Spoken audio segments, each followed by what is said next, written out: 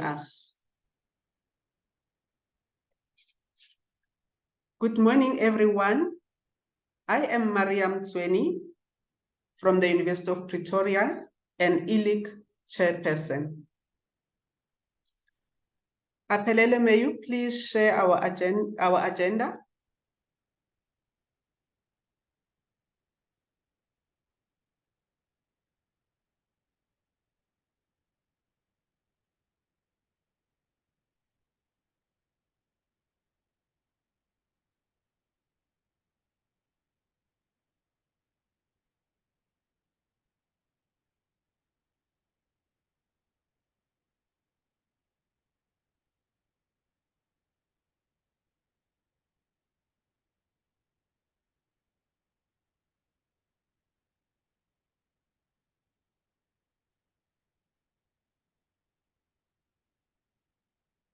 Thank you, Aphelele.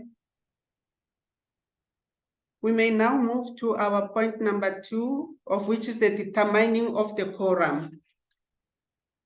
And the quorum read as follows. Since the Interlibrary Lending Interest Group Constitution is silent on the matter of an AGM quorum, this meeting shall revert to Article 9.5 of the National Constitution, which reads, unless otherwise specified in the Constitution, a quorum at the AGM and all special general meetings shall be 10% of all members entitled to vote. The quorum being made up of members who are present in person or by written proxy. Number of people entitled to vote, 2023 paid up members of the ILIC, 120. Therefore, 12 2023 paid up members need to be present for the AGM to be quorate. Can I ask Liasa office whether we have got a quorum?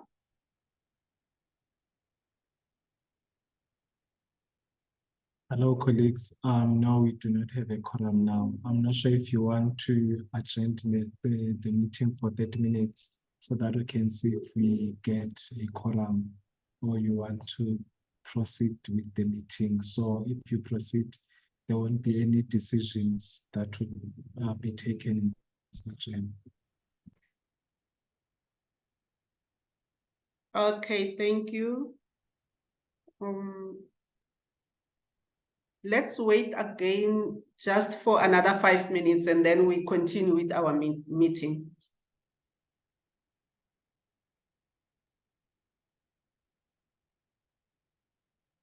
If there is a hand, Aphelele, I cannot see the hand. You can just give us an update. All right.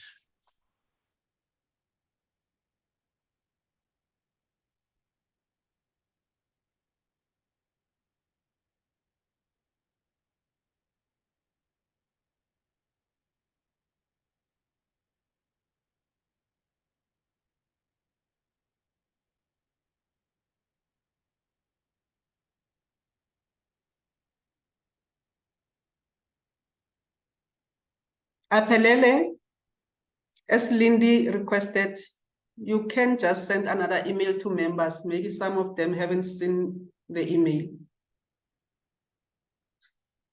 All right, I will send the email. So can we maybe adjourn the AGM for 30 minutes so that we can let them join?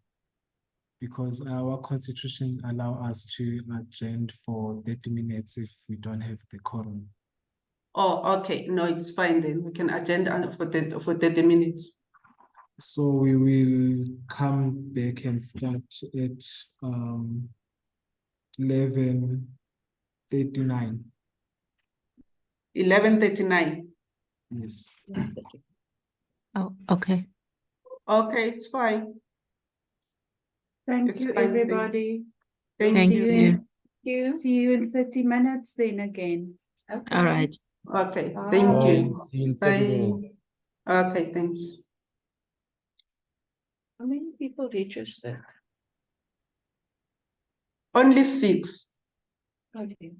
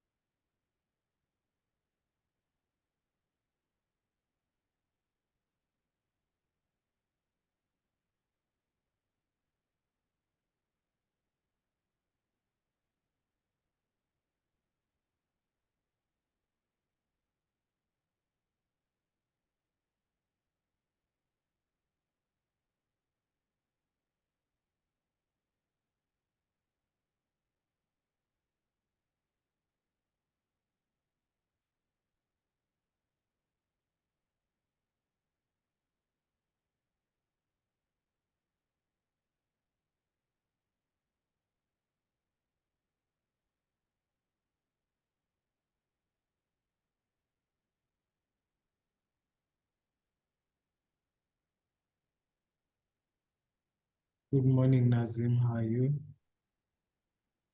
Hi, Apulele. I'm okay. Morning, everybody. Morning, Hi, President. How are you? Fine, thanks. And how are you, President? Stressed out and tired. Other than that, I'm okay. And thank you for presenting yourself to our AGM to help with answers on the restructuring. I'm very happy. Okay, no problem.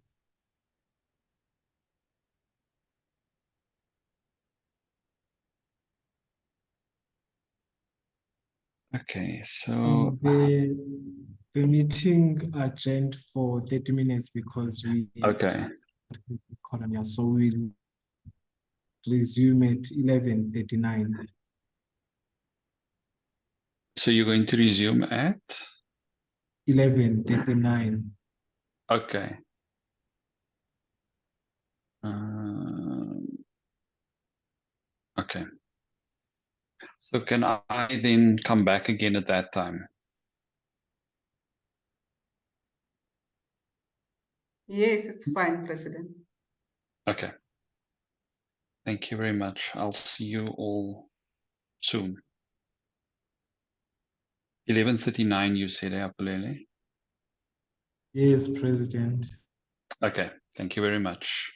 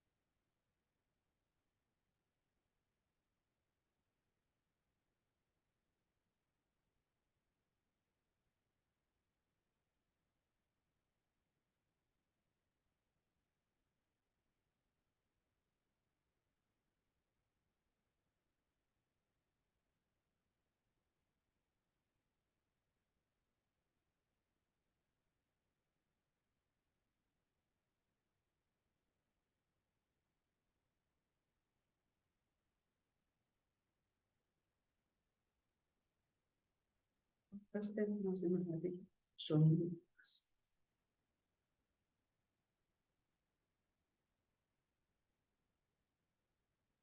Our President Mazimangali joined us for the clarification of the liaison structuring. If you have some question.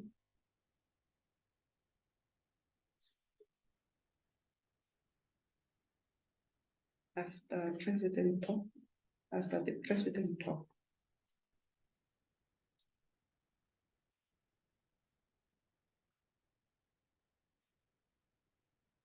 After the president talk, we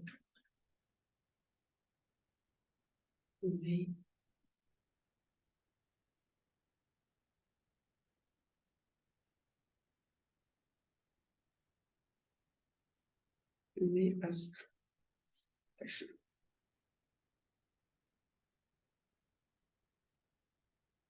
After the president talk, you may ask question if you have. After the president talk, you may ask question.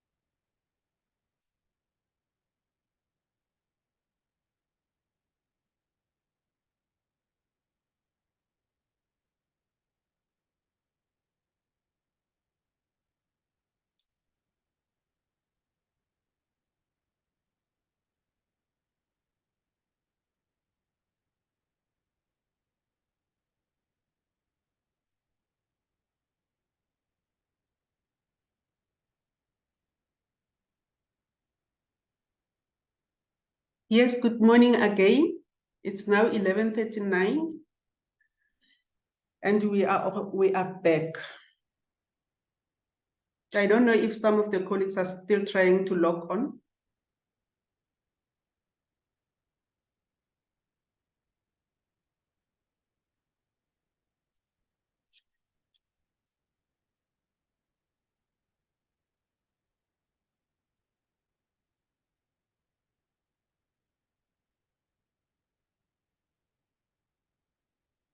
Can I ask Liasa office whether we have got a quorum again? No, we still do not have a quorum. I think the meeting can continue, so we won't be able to make any decisions today. We can continue with the meeting and the AGM. Okay, thank you.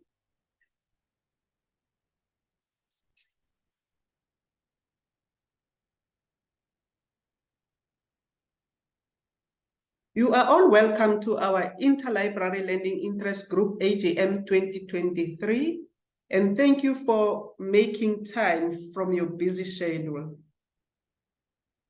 Our President Nazim Hadi joined us for the clarification of Liasa's restructuring. I don't know if the President is back again, Apelele. He is not yet back. He's not yet back. Yes. Okay, because I just wanted to give him this platform just for him to be released.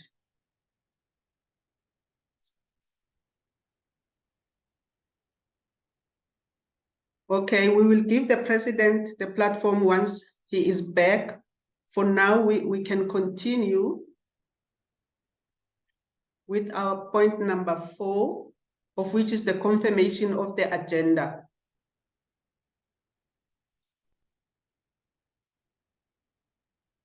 Can we confirm the agenda?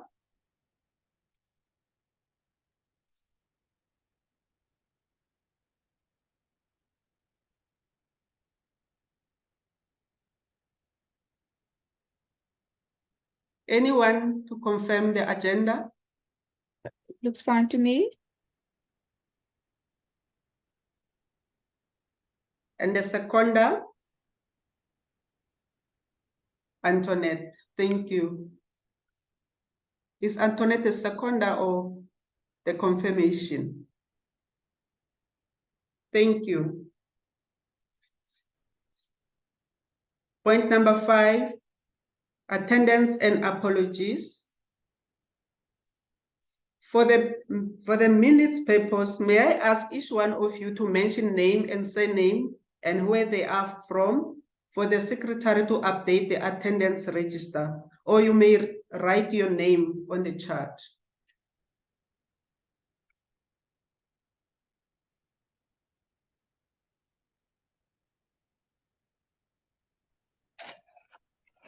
I am here. It's Jane Hoyle. Me, Mariam Tweni.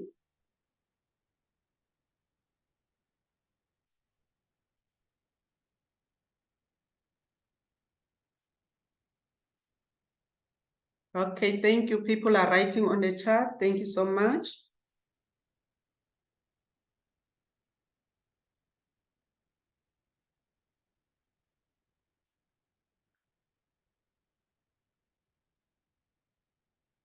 Apelele, you may let me know if the president is available. He is joining now.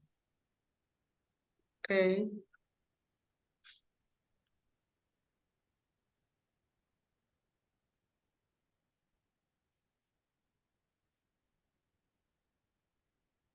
Just let me know if it's in.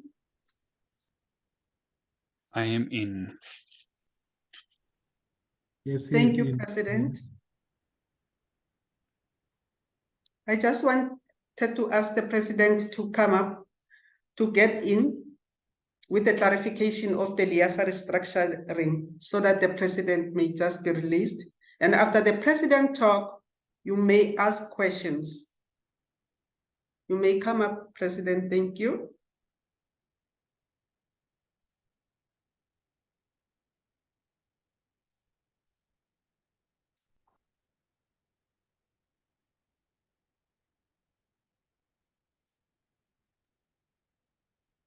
Okay. Maria, there's just a question in the chat, and if through you, I can maybe just respond to it. Apaleli, I'm not sure what exactly is the quorum for Ellie. So the process is that because there weren't enough members in the beginning of the meeting, it gets adjourned for 30 minutes. Once the meeting reconvenes, the people who are in the meeting, even if it doesn't meet the quorum requirements, then forms the quorum of this particular AGM. And I hope that clarifies the matter. Thank you, Okay. President. We are now 12 and the quorum is supposed to be 12. Thank you. Okay. Beautiful. All right. Okay, good morning, everybody. And thank you for allowing me to address you in this AGM. It might be that some of you have seen this already, or you've been in another meeting, etc. So my apologies if you have to listen to it again. I've actually presented it a couple of times now, so it will be great to have people with me who's heard it before. So I'm going to talk a little bit about the restructuring, what we have proposed as a way forward, and the repercussions and the implications of what we have proposed. This is the current status. And it basically is the structure we've had since day one. In 2016, there was a motion to ask the members for us to restructure, and this was then obviously passed, and we've basically been grappling with restructuring since basically 2016. So in terms of the new structure that was proposed by the immediate past president, Nikki Crowster, the proposal was that EXCO and REPCO would be replaced by a board. Branches would fall away. Interest groups would not exist in the way they would anymore. And that the association then becomes a sector-driven body. There's also a secretariat which would then take on some of the functions that would no longer form part of EXCO. So in the next diagram, this is basically what the structure then looks like. Membership being the highest authority, the board would be replacing EXCO and REPCO, and then you'd have the secretariat, which would basically be the LIASA National Office with some additional tasks incorporated in there. The secretariat itself is something that needs to be a continuous conversation, because it obviously requires funding that we don't have at the moment to make it optimal in terms of its functionality.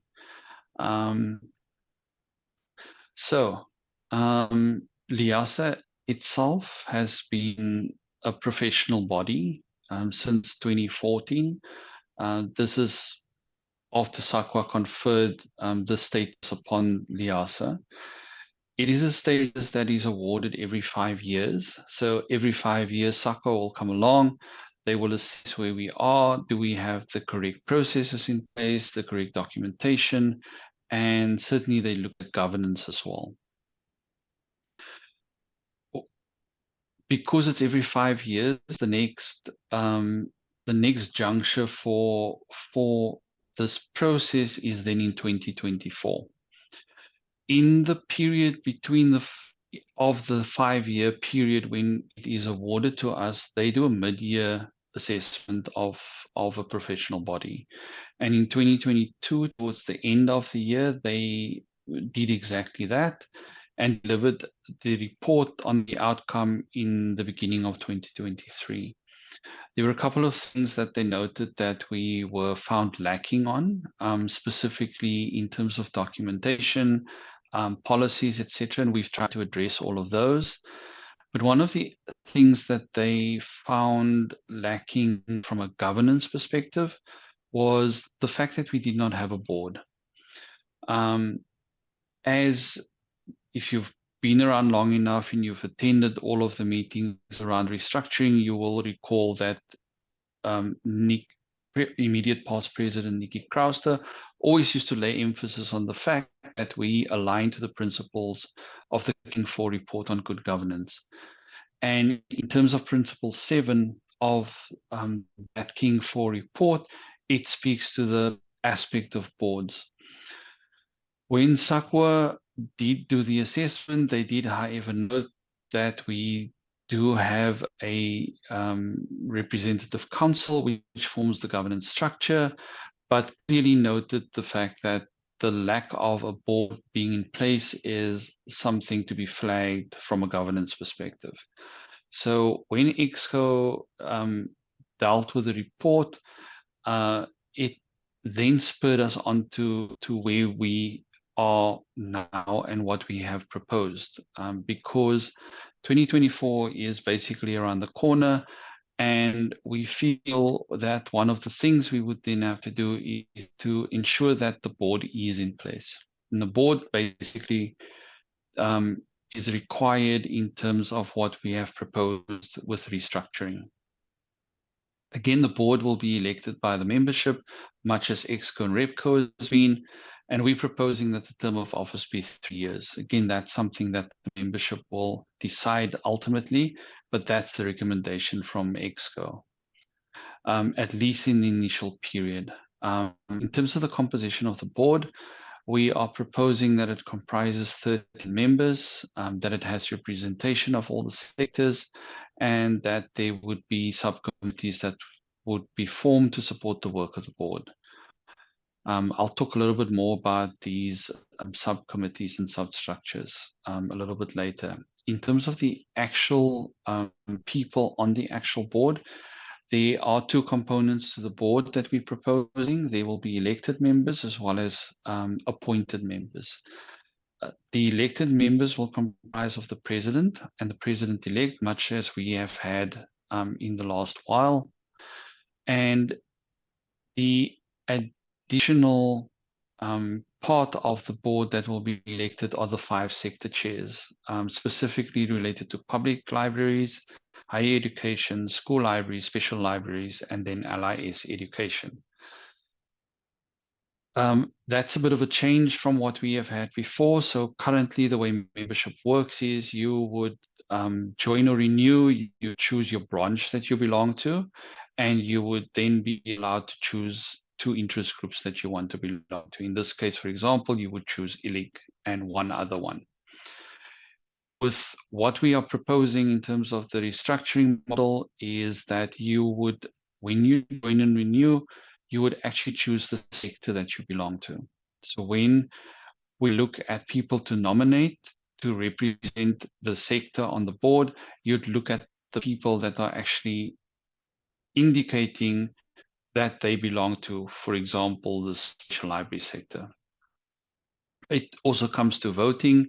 When you vote, you then vote for the person that you think is best suited to represent your sector on the board. Remember, that person is going to have to be the voice for you and what is important to your sector. What has happened from the last election to where we find ourselves at the moment? Again, I think we still believe that this is the strongest model that we can put on the table. That it's not the branches that actually drive a lot of things in terms of how the association functions and flourishes at the moment, but very much it's aligned to sectors and interest groups.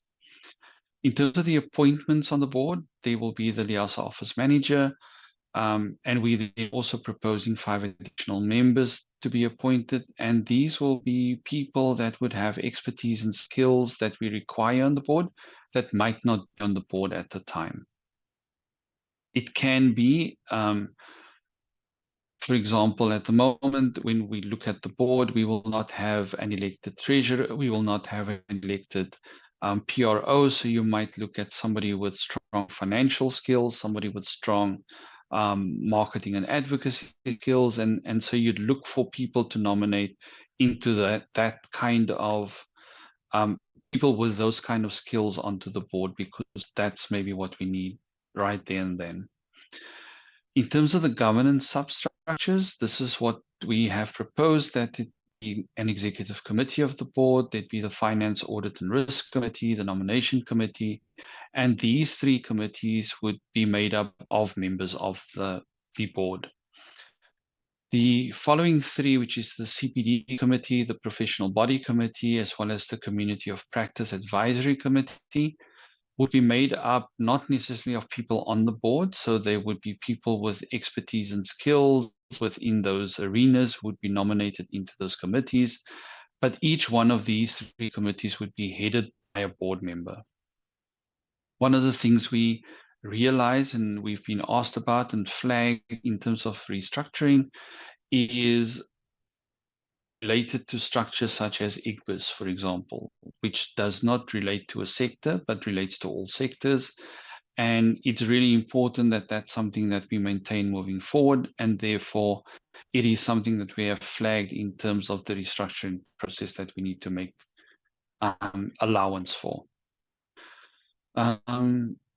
Okay, so that gets us to what we have now proposed for this forthcoming AGM. As you would know, AGM is scheduled for next Thursday, or the 12th.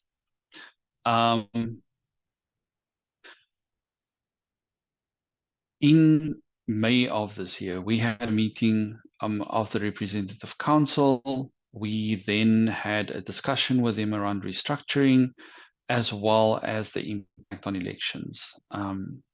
We have also noted that we have engaged the services of an attorney who is assisting us in drafting the changes or the proposed changes to the Constitution. And that's basically required to implement the new structure. However, there has been quite significant delays in this engagement with the attorney. And in terms of our current constitution, any constitutional changes needs to be communicated to the membership 2 months ahead of an AGM. We are not at that point where we could comfortably do that in the time frame that was available to us. So because of that, we have now put a motion on the table. I do want to say at this point that the decisions that we made, the motion that we originally proposed was done purely from a, how do we get restructuring in place? How do we get the board in place? It was never looking or attempting to place the association at risk. However, that has come with risk. And if you had attended the stakeholder meeting a couple of weeks ago, you would be well aware of the risks that we're talking about. And I'll talk a little bit about that. But as the president and on behalf of EXCO and the council, I do want to offer my apologies to the membership for placing the association at risk. Again, it was never our intention, and really what we're wanting to do is to drive this process to its fruition so that we can say that this has now been done. We tick it off the list of things to do. And as an association, we can now start to want to move forward. So in terms of the motion that is tabled, and it is available on the website under the AGM documentation, we are proposing that for this forthcoming AGM, that there be an adjournment of a portion of the AGM, specifically related to issues around constitutional changes, elections, and ultimately restructuring. We're asking for that particular portion of the AGM to be adjourned to 28 February 2024. And again, an adjournment is possible because of Rule 3.9 in the current Constitution. That we believe that by asking for that, it would give us enough time to finalize on the proposed changes to the Constitution, to present that to the membership 2 months ahead of time as required by the Constitution, and that we would then be in a comfortable position to now ask the membership to adopt what we're putting in front of them. It would require, though, a lot of engagement, a lot of feedback, etc. But again, we believe that by doing this, it would give us time to do all of that work. Which brings us to the 2023 elections. And because of what we are proposing, part of the motion is also stating that we have asked for all elections to be postponed, that there'll be no branch elections, there'll be no interest group elections, and there'll be no national elections. Again, I think I want to say that the intention was never to place the association at risk. However, by putting this motion on the table, the risk we have here is, what if the membership says no? And while we had a plan B, we have been advised that plan B cannot necessarily work, because in light of the constitution that we have, it would possibly mean that there is no liasa if people say no.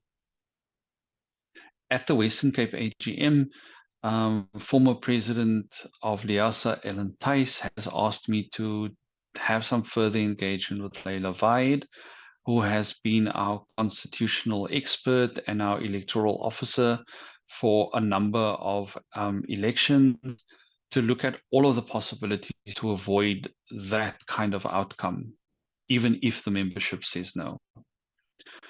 So in the original motion, we had also asked for the fact that the current representative council, and specifically the incoming chairs of branches and interest groups, remain in place as well. However,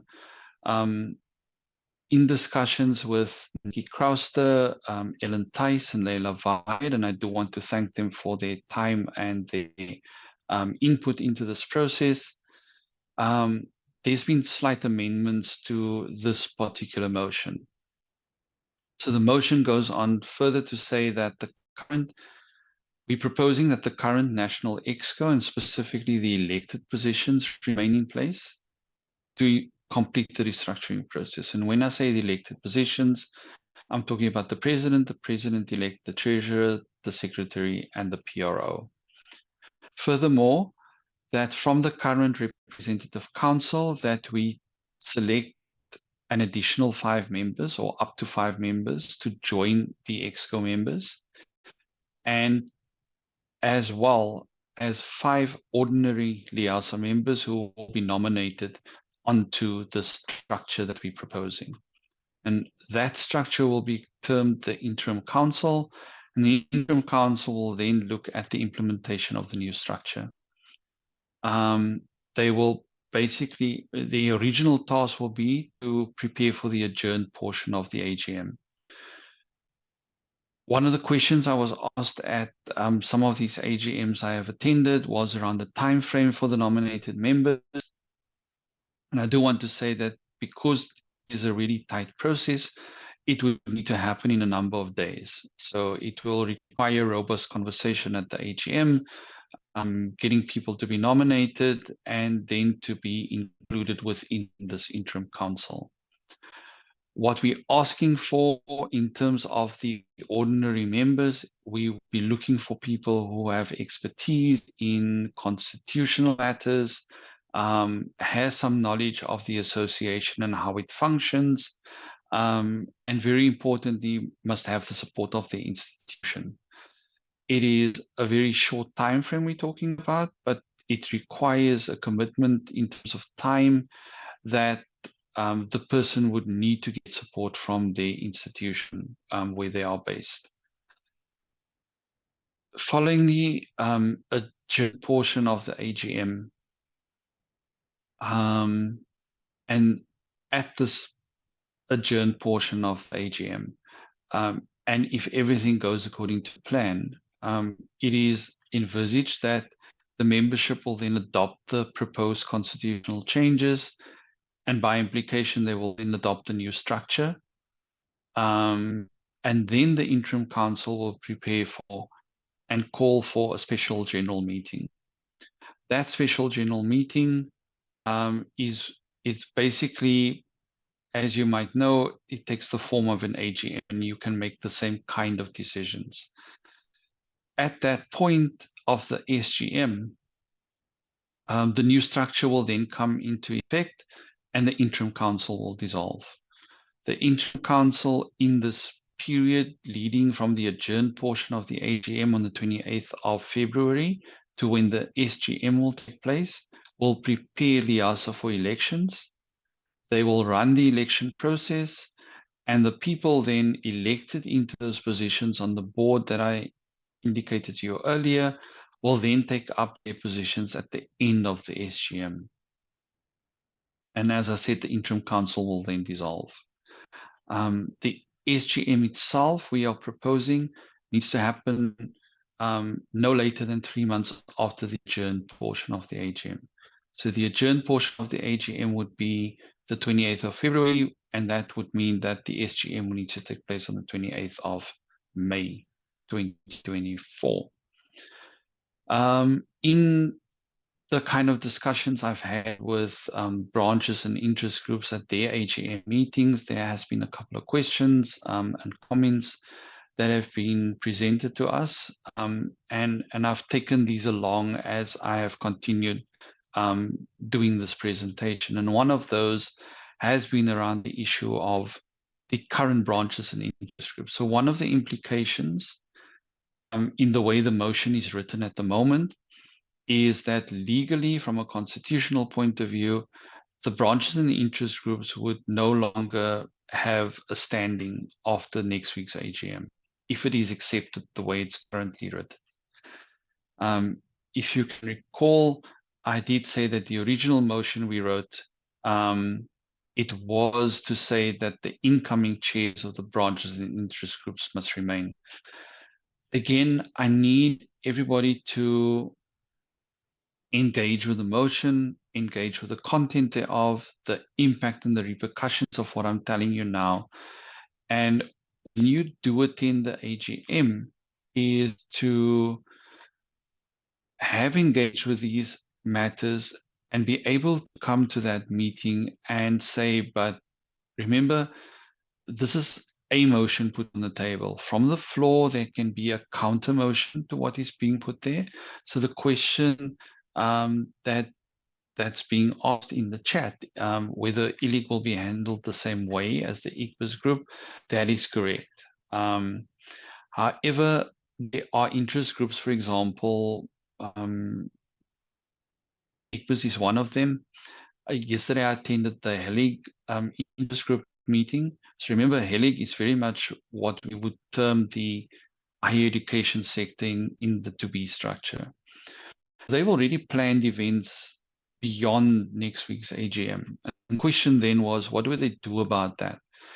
If the motion is accepted exactly the way it is written at the moment, and branches and interest groups in a sense do not legally exist anymore, everything would then have to filter via the national office. But again, I'm saying, engage with these issues, come to the AGM, ask the questions. If it doesn't meet the needs of what you as the membership feel, you have the right to come up with a counter motion to what is being put in front of you. And what would normally then happen is we would then look at the counter motion. It needs to be adopted by the AGM. Once it is adopted, we then have to vote on the motions that actually is on the table, if there is more than one. I do want to say that it is extremely important that everybody attends this AGM as far as possible.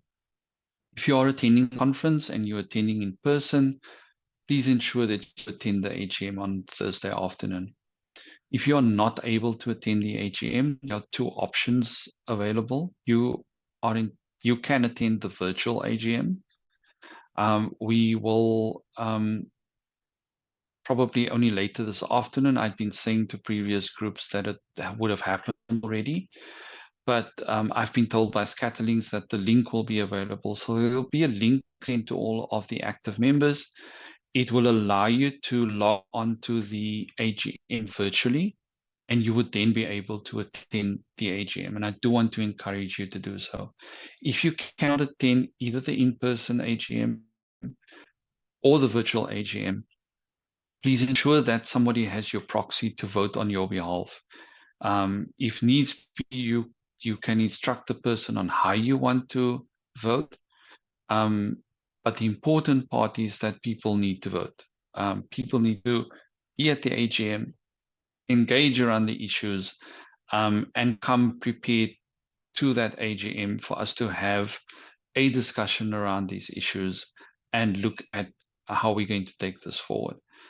I'm going to stop there, and I'm going to allow, through the chair, people to ask me any questions or make any comments, and I'm going to try and answer to the best of my ability. Thank you very much.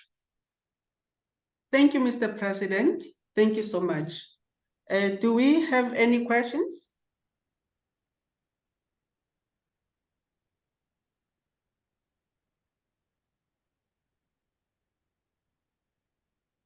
There is a hand from Lindy. Yes, thank you, Madam Chair. Mr. President, thank you so much for the presentation and for explaining the process. Maybe it's a stupid question, but I'm asking it anyway. There's no stupid questions.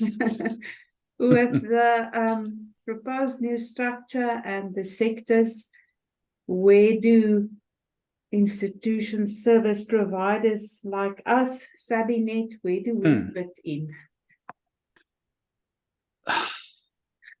That's a really interesting question. I got asked this question in a slightly different way yesterday as well, and I'm going to give you the answer I gave the person in that session, and really be honest about it and say, I don't actually know. And that sounds like a really stupid answer to what I think is a really valid question.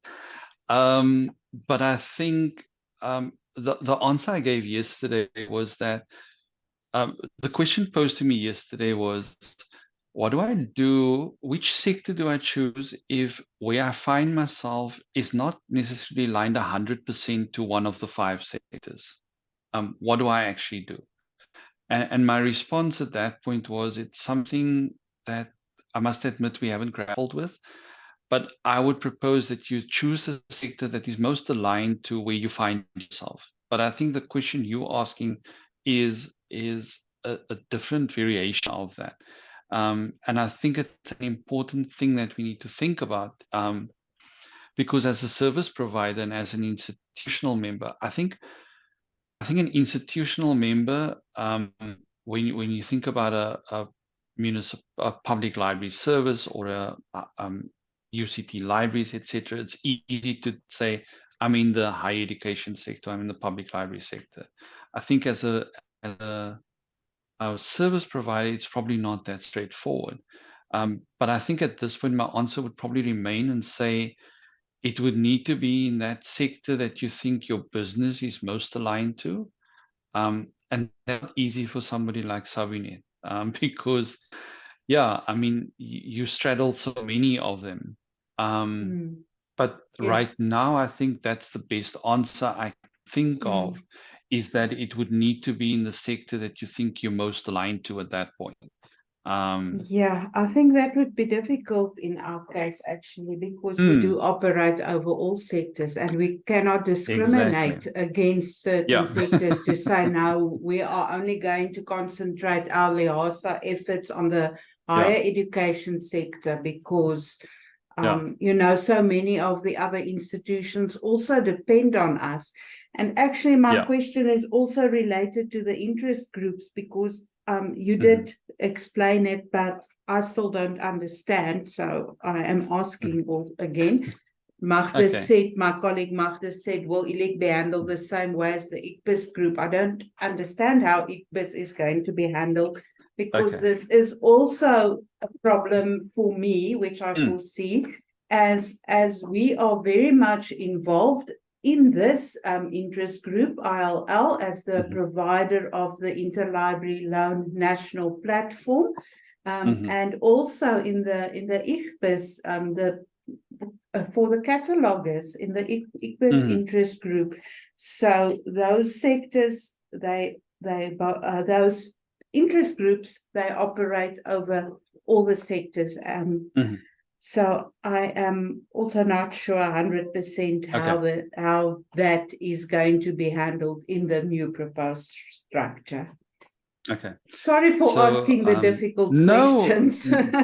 That's why I'm here. You're supposed to ask me these things. They are no, I'm being honest with you, there are no stupid questions. I think the more you engage around these things and the more you ask us questions, I think the better it will be for the process. So and sometimes when all of you ask me these questions, I sit back and I think, okay, I'm going to have to give you a really stupid answer now, which is actually worse than a stupid question. I think at this point, when I say it would have to be treated the same as IGBIS, I'm actually not saying much because at the moment it isn't accommodated necessarily. I will say that up front.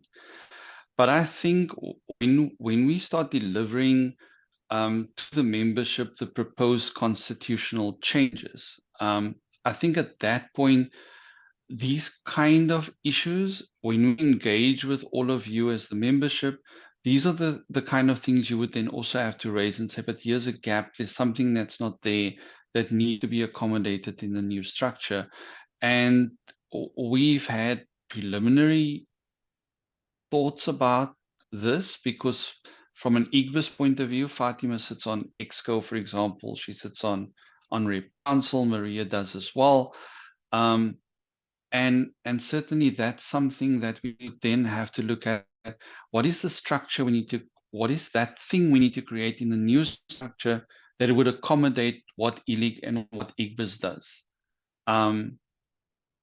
It might not necessarily be that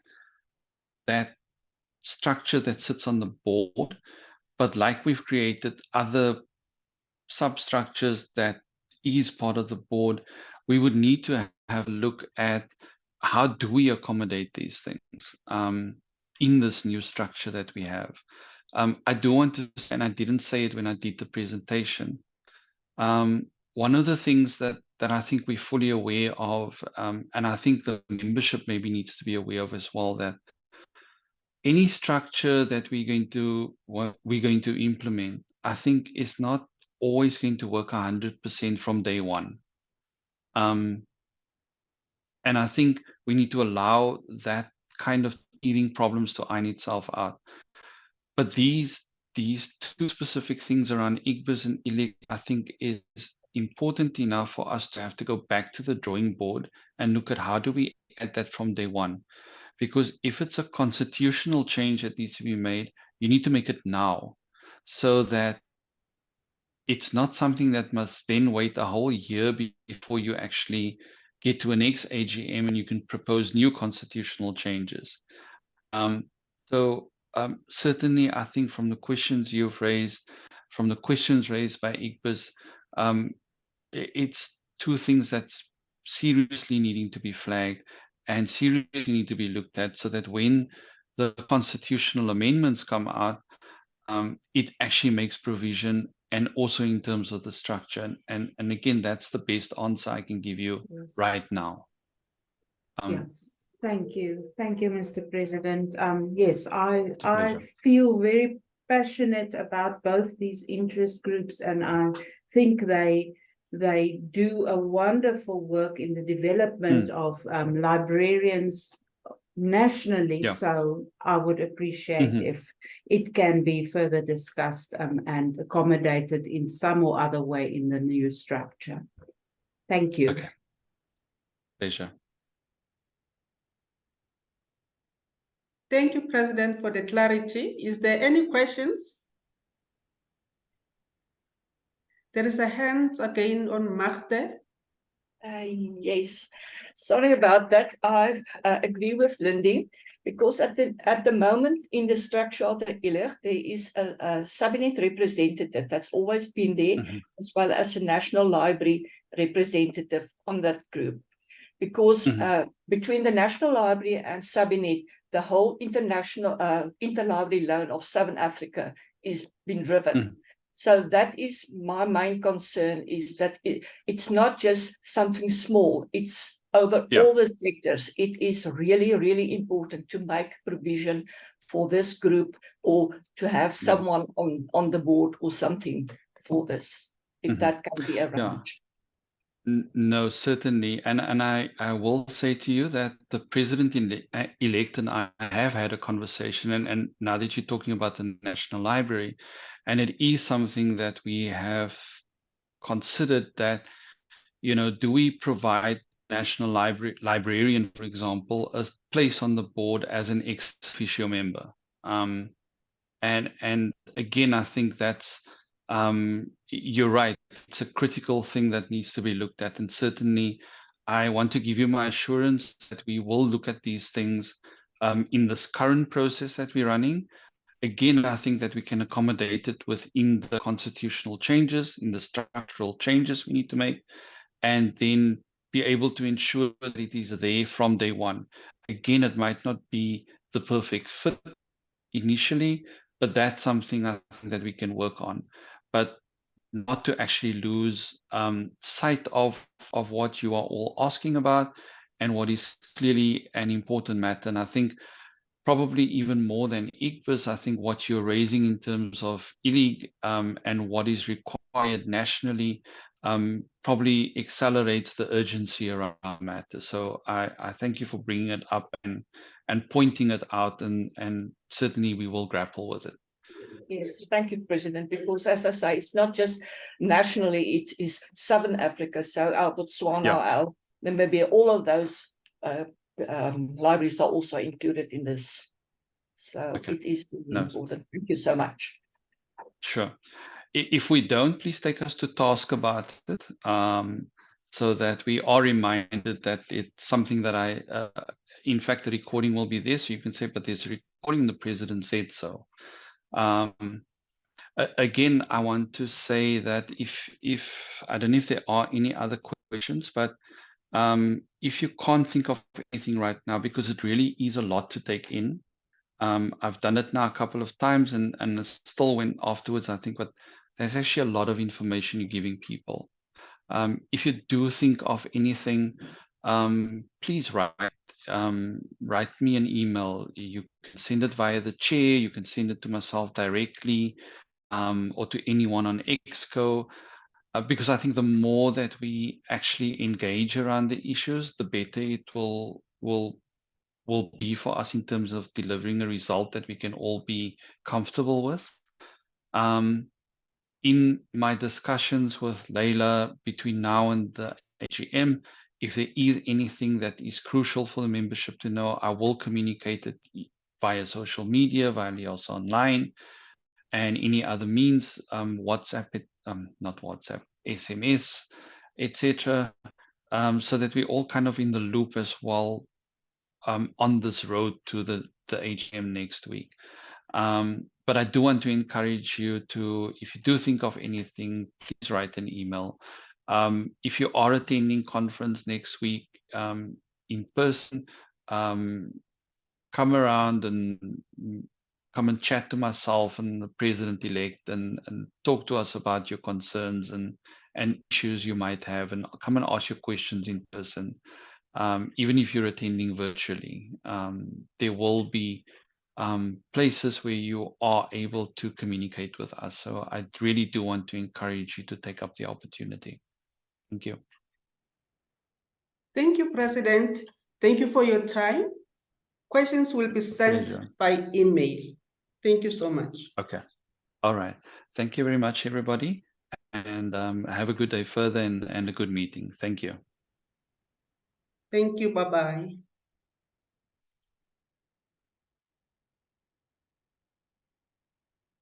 Oh, sorry, Lindy, there was a question for you and the president is gone. Sorry. No, I was just clapping, Maria. Was not raising my hand. Oh, okay, thank you. We may continue, and the time is gone now. We were still at point number 5, attendance and apologies. Attendance were there. I just wanted to find out if there are any apologies. Any apologies?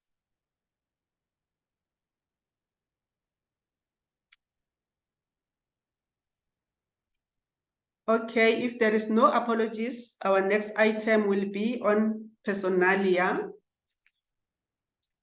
Are there any birthdays, new babies, weddings, or anything that you want to share with us on personalia?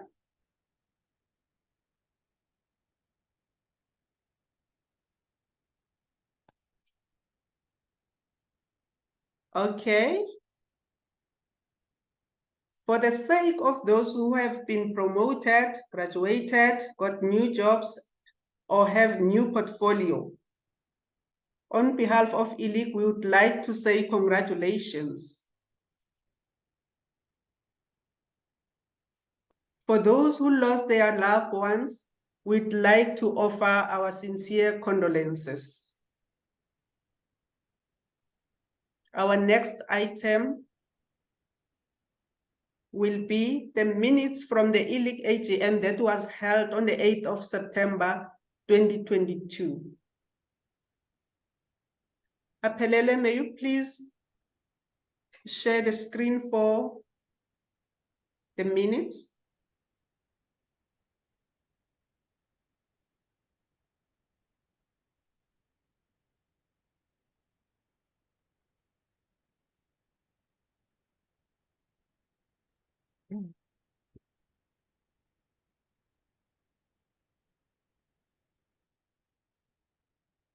Aphelele, are you there? Yes, it is coming. Oh, okay, thank you.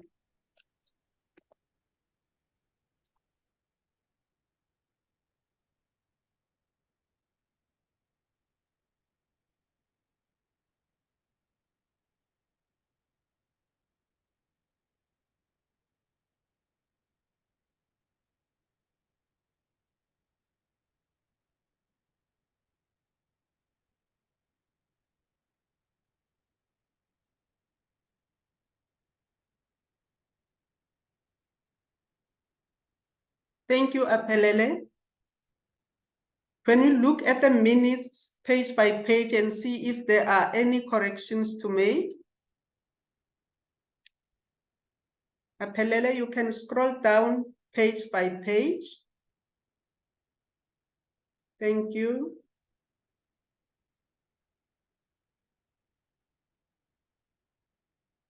That was the first page with the attendance register.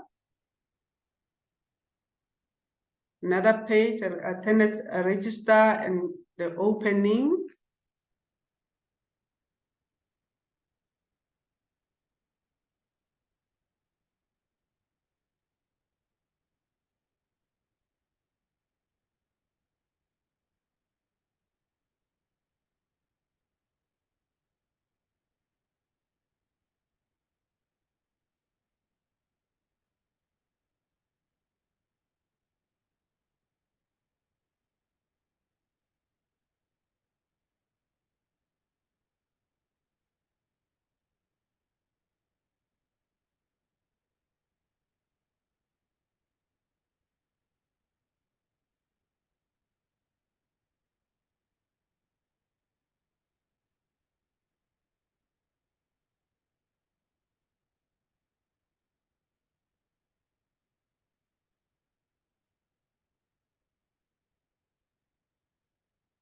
Thank you, Aphelele. You may scroll down. Maria, just one thing. The subnet representatives should be Koketso, not me. For 2021, 2022. Oh, 2022. Okay, that's fine. Yes, but then 2023. Yes. Sorry.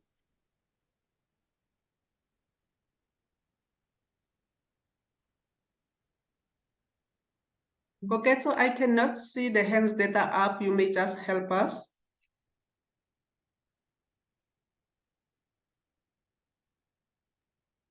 All right, Maria.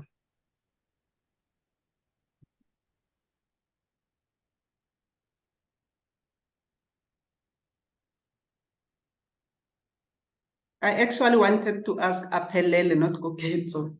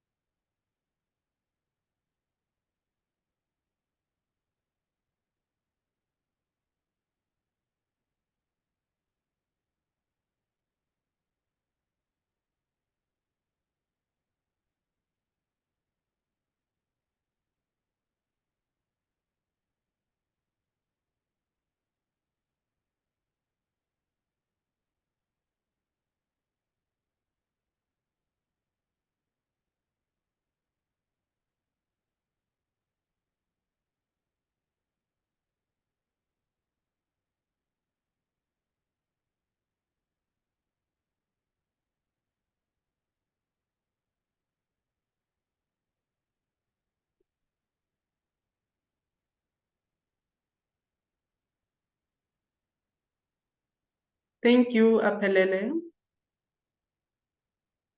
Okay.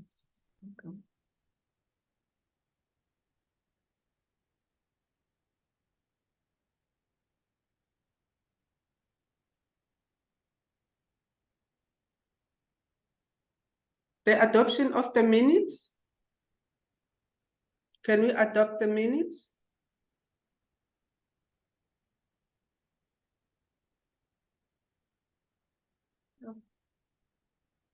Anyone for the adoption of the minutes?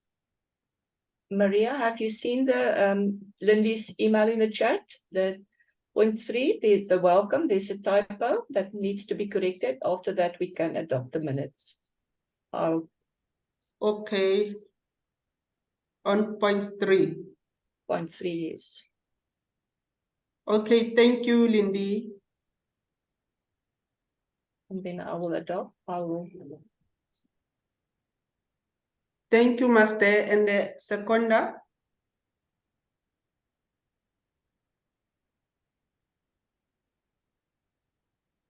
Is there anyone to second? I will second the adoption. Thank you, Koketo. Matters arising from the minutes. Is there any matters arising from the minutes? No. Not from my side. Thank you. Lindy has a hand up. Oh, Lindy. Sorry, thanks, Maria. I just have a question. In the minutes, there is under that section where Suzette from Wits, where her retirement was mentioned. Yes. There's a point that says the person coming in on her position will be an additional elect member. I just wanted to check, has there been any follow-up with regard to that? Is that still was that still the intention? That was the intention, but she didn't refer anyone to us. Because the person is there and has been appointed. So that's the reason why I'm asking. Okay, thank you. No, she was not referred to us. Thank you. Okay, thank you.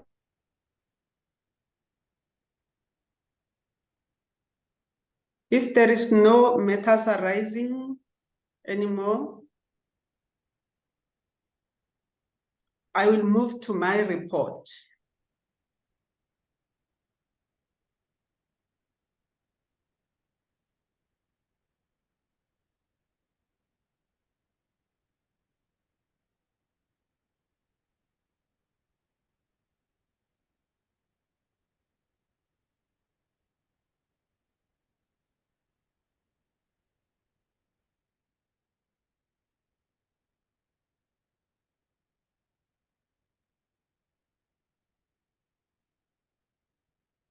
Here is my report for today. Representative Council decision. The Liasa National Office decided that the AGMs for interest groups and branches will be commenced on September 26, 2023. And the last day will be October 5, 2023. The Liasa National Office granted us the 6th of October as all dates were fully booked for the AGMs. ILIC National Executive Committee 2022-2023. Chairperson is myself, Chair-elect Josephine Mudiba, Secretary Sekhanabo Hweli, National Library of South Africa Representative Roselle Jansen van Vieren, Cabinet Representative Koketo Tladi, Public Relations Officer Antoinette Sandelovet, Additional Member Zakani Matebula, Additional Member Elias Makhal. Leadership Executive Committee meetings. 3 October 2022, Liasa representative meeting was held at Radisson Hotel and Conference Center, Gauteng, based on Liasa restructuring, where an announcement was made that all branches and interest group social media accounts were to be closed. That was attended by myself. 7 October 2022, Liasa representative meeting was held at the Radisson Hotel and Conference Center, Gauteng, where the South African Library Week theme was announced to be Libraries Telling Powerful Stories. 18 November 2022, we had ELIC Executive Committee year-end breakfast meeting. 10 March 2023, we had ELIC Executive Committee meeting focusing on preparation of our first webinar and feedback from the Liasa Representative Council meeting. 15 March 2023, online Liasa Representative Council meeting where the following was announced. Each Liasa branch and interest group were requested to get stories from students and personnel for a digital magazine that was supposed to be published on the Liasa website and on South African Library Week magazine in March 2023. Anna Marie Huazen resigned as she accepted the post in the city of Ekurhuleni, and her last day was the end of February 2023. Aphelele Nzimande has been appointed as the Training and Development Coordinator as of 1st of March 2023.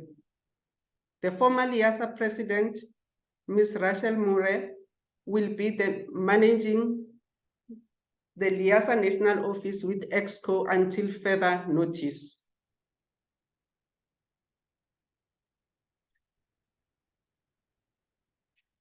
(19 to 20 March 2023), Liasa representative meeting was held at the Garden Court OR Tambo, Johannesburg, where the following was announced.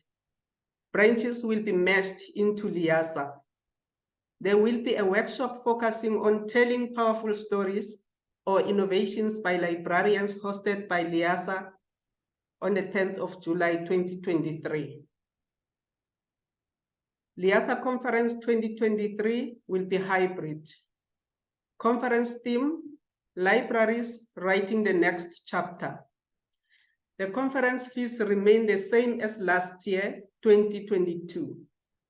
Individual registration is 5,300, day registration is 1,900, and normal registration is 7,100.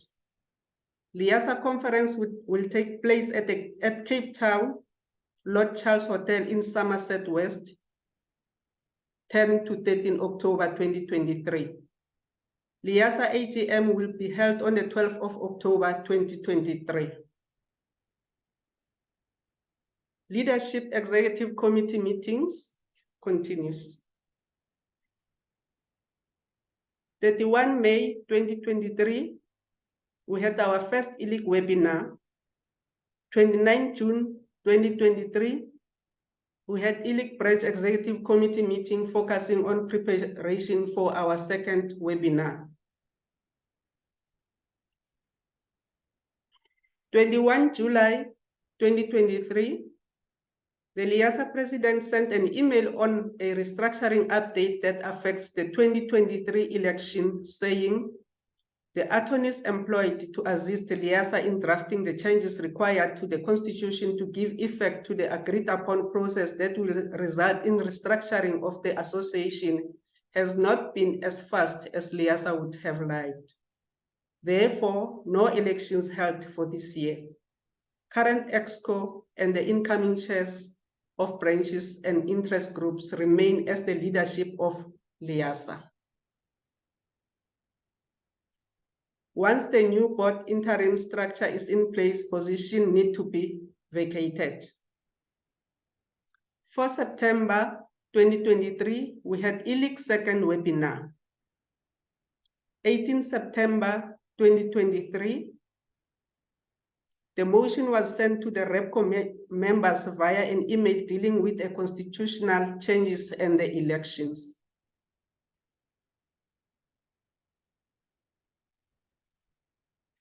The basis of this motion is that due to to factors beyond their control, they were not able to provide the AGM with the proposed changes to the constitutional within the stipulated time frame. Their proposal was as follows. The Liasa AGM will be finalized on the 28th of February 2024. The 2023 election for any position at national, branch or interest group level also be postponed. The current elected office bearers of National ExCo, together with up to an additional 5 members of the current Representative Council, plus a maximum of 5 more nominated ordinary Liasa members, shall form an interim council until the implementation of the new structure. The interim council, as established above, prepares for the AGM 28 February 2024 and subsequently elections to the new structure.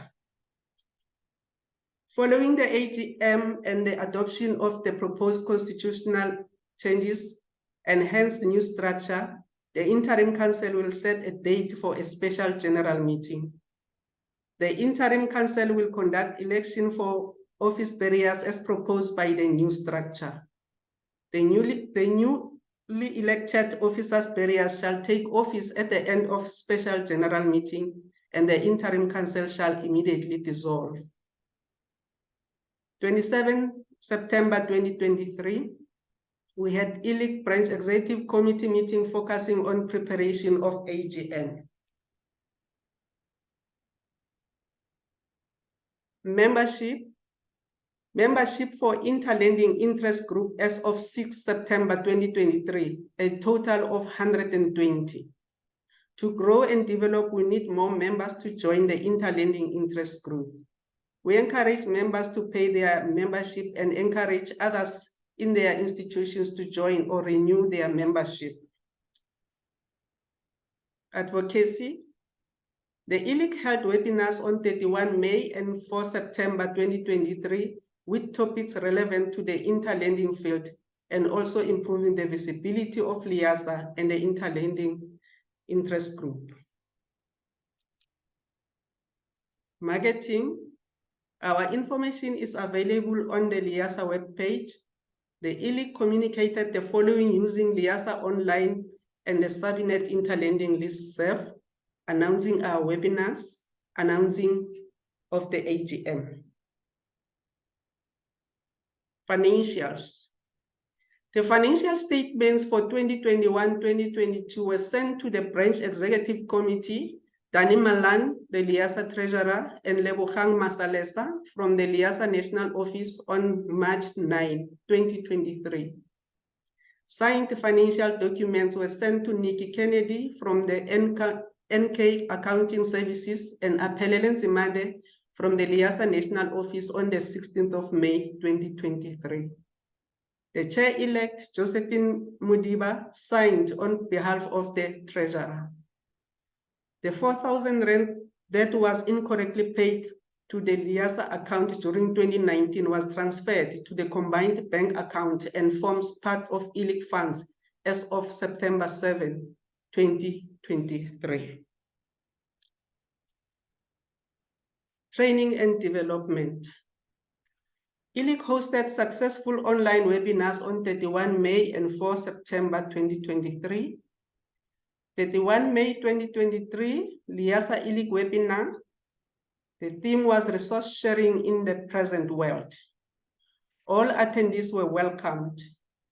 94 registered and 90 attended the live event. Our first speaker, Professor Makgatlela Lefuse from the University of Limpopo.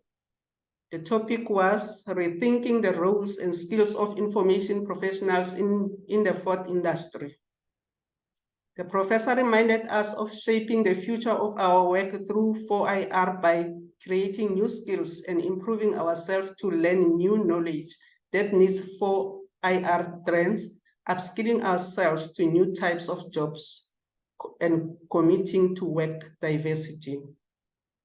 Second speakers were Koketso Tladi and Lynette van Niekerk from Sabinet.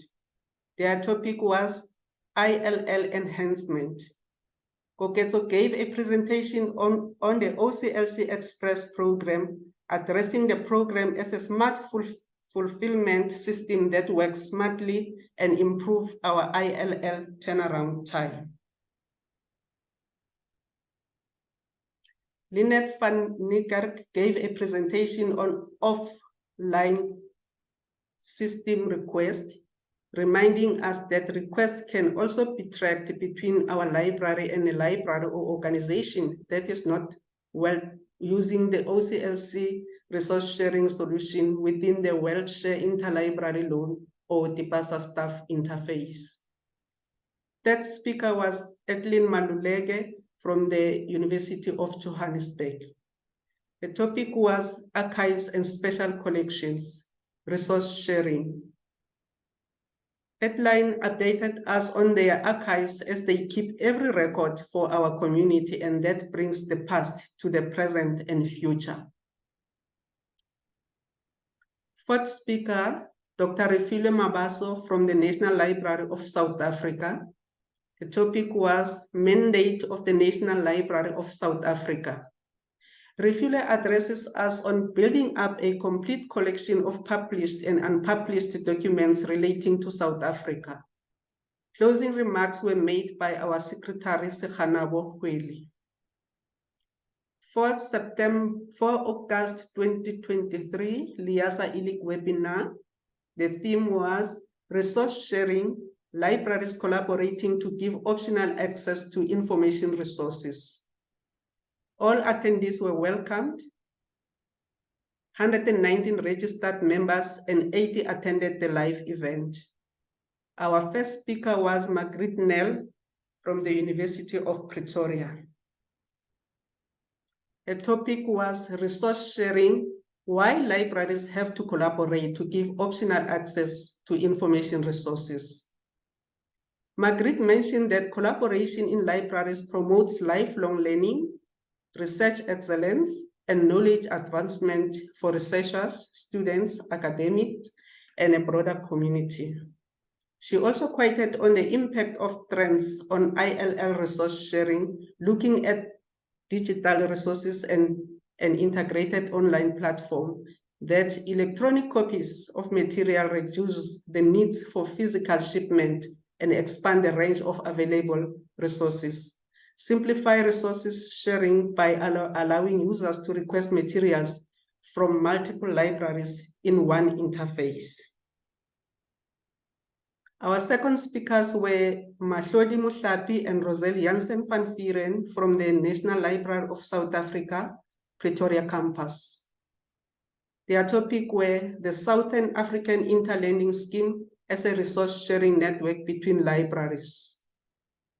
Mahlodi explained resource sharing as a practice of collaboration and exchanging materials and information among libraries to increase access to information for library users. She also mentioned that resource sharing saves money for libraries and promotes cooperation and collaboration among libraries.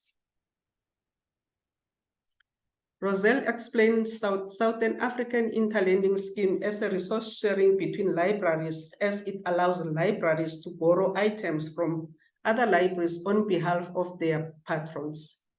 Roselle reminded us that Southern African Interlending Scheme is the resource sharing network between libraries in South Africa. National Library of South Africa is the coordinator and facilitator of the resource sharing network. Libraries need to be members of the Southern African Interlending Scheme to do ILL with other libraries. Libraries are encouraged to update details frequently on Southern African Interlending Scheme online. Our last speaker was Victor Libilo from the University of Johannesburg. The topic was resource sharing, libraries collaborating to give optional access to information resources. Victor elaborates on Makerspace as an integral part of library services that offers library patrons and community members the opportunity to create, think, learn, and hack by using tools and technologies, as well as encourage creativity experimentation, and interdisciplinary collaboration. Closing remarks were made by myself. Summary of achievements and challenges. We have challenges on membership. Our chair-elect has retired. We would like to encourage to increase our membership. We encourage our members to recruit colleagues and friends from their institutions. On nominations for elections, the postponed nominations, we encourage members to avail themselves of additional committee membership. Achievements, webinar attendance is very high. The ELIC webinar held on 31 May 2023, 90 registered and 94 attended the live event. The recording was viewed 70 times. The ELIC webinar held on 4 September 2023, 119 registered and 80 attended the live event. The recording was viewed 108 times. We received possible feedback on both webinars.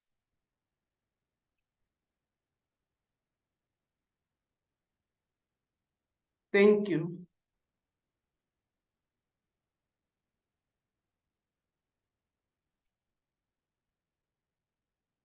Where do I stop sharing?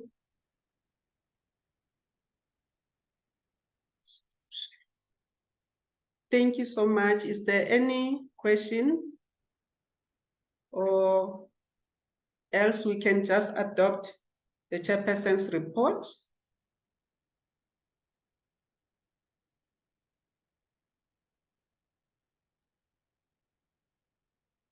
Adoption of chairperson's report.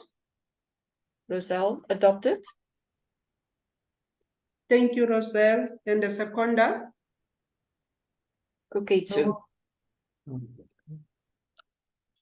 Thank you, Koketsu. And we can then now move to our treasurer's report. I would like the treasurer's report to be presented as there are differences in our last year finances. And the treasurer's report will be presented by Sekhanabo Kweli, our secretary.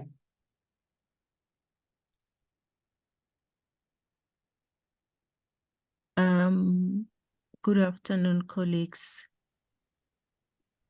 I will ask Apelele to just display it for you because I'm using a phone on my side. Thank you. I already have it. Oh, okay, it's fine. It's here. It's here. All right. So as our chairperson has indicated, I am going to be presenting to you the Treasurer's report on today, the 6th of October. All right. You can go to the next slide, Maria. All right. So ILIC had a positive bank balance as of the 15th of August 2022 of 30,838 Rand and 64 cents and closed on a positive bank balance of the same amount on the 31st December 2022. Liasa combined account income received as of the 15th of August 2022, that was still the same amount of 30,838 Rand and 64 cents. The expenses that were paid on the 20th of May 2022 to Asanda Chabalala, I think he was one of the motivational speakers during one of the webinars, and he was paid an amount of 1,850 Rand. And then ILIC funds that remained in the combined account was 30,838 Rand and 64 cents. And the next slide. Yes. Okay, the closing balance for both accounts was still the same, 30,838 rand and 64 cent as of the 8th of September 2023. So Liasa Bank, combined bank account, there was a balance, the balance that was brought forward as of in 2022, it was 28,988 rand and 64 cents. The income received from the workshop in the previous year, as of 7 September 2023, was 5,850 rand. Okay. This amount were incorrectly paid into the Liasa Bank account during the 2019, 2020, and 2021. So it was transferred to the combined bank account and formed part of the ILIG funds. Therefore, ILIG had a closing balance, has a closing balance in the combined accounts of 34,838 rand and 64 cents as of the 8th of September 2023. And I think that's it. I'm not sure if Thank you, Jane. That's all. Yeah. I don't know if there is any question over there, or we can adopt the treasurer's report.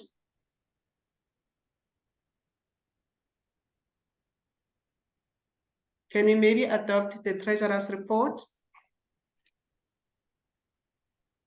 Lindy adopted. Thank you, Madam. Anyone for the seconder? I will second. Thank you so much. We are now going to our next point, of which is general. Is there anything that someone wants to say under general? Now time is gone. If there is no one who wanted to, nothing for general, I just want to say something to you. I would like to say thank you for listening to my report and for supporting us as the ILIG committee. And I'm happy to see that our membership has increased so much. During 2022, ILIG membership was 92 and 2023 is 120. Thank you, colleagues, for recruiting Liasa members from your institutions. And I would like to encourage young people to avail themselves so that they can add value to our interlending field. A huge thank you to the ILIG committee, which worked so hard through my term as the chairperson. I really appreciate your support. And our next point now is the last one, of which is the closing. On closing, I would like to close the meeting for today by thanking all delegates who attended our AGM and thanking Liasa, who provided us with a platform. See you at the AGM. Thank you so much. And bye-bye, everyone. Thank you, Maria. Thank you, Thanks, Maria. everybody. Take Let's care. enjoy your Bye-bye. weekend, everyone. Bye.